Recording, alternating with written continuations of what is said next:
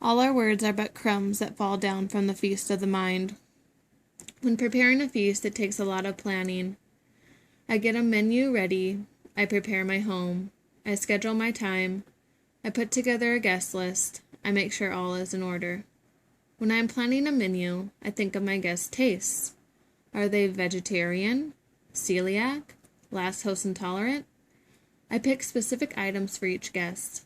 I make sure to include a mixture of items that my guests can choose from. Once the menu is set, I make a trip to the grocery store to pick out the finest ingredients that make the dishes sing. I come home with my newly brought groceries, and I begin preparing them for the feast. I lovingly dice the potatoes. I gingerly stir the cake batter. I strongly beat the steaks to tenderize them.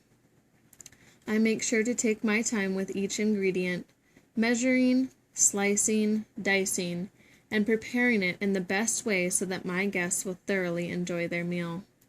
Once I've prepared the meal, I fix up my home.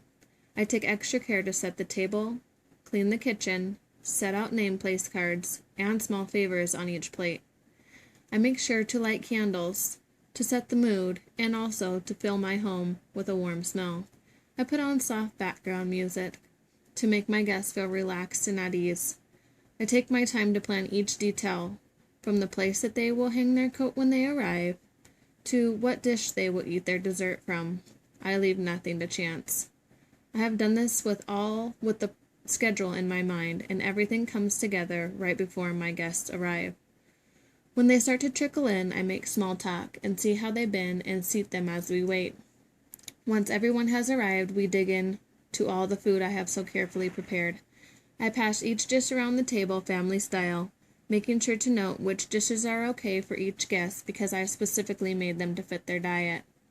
My guests are always happy and full when they leave my home, and I am happy and full of the love that I have felt from having them. This is how I plan my classroom to be. When I am feeding my students' minds the feast of knowledge, I will plan my lessons carefully. I will prepare my classroom, and I will make sure to schedule my time wisely. When I plan my lessons, I will take into account each of my students' abilities and carefully entwine ways to help them learn better in my teaching. I will scour the internet for the finest resources to make sure I am giving my students the best, most current knowledge available. I will take pride in my classroom and decorate it accordingly, leaving nothing to chance, making sure it is warm and inviting. I will also be strong with my students, but yet ginger and loving as well, to help them grow to the best of their abilities. I will not leave any detail undone. When my students arrive on the first day, and every day thereafter, they will know that I am there to feed them a feast of knowledge with the finest ingredients I can find. And once I have fed their minds to bursting, I will implore them to let their wisdom show. I will encourage educated guessing in my classroom, and I want to hear what my students think about the material they are being taught. After they have been fed, what crumbs can they retort? What are their feelings on the topic? How can they best use this knowledge on their schoolwork, but better yet in life? How can they leave a trail of crumbs where they go to impact others in a positive way?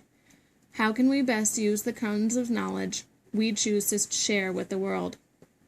I want to be the positive influence that helps my students understand the power of their words, to influence and enrich the world they live in by spreading positive crumbs.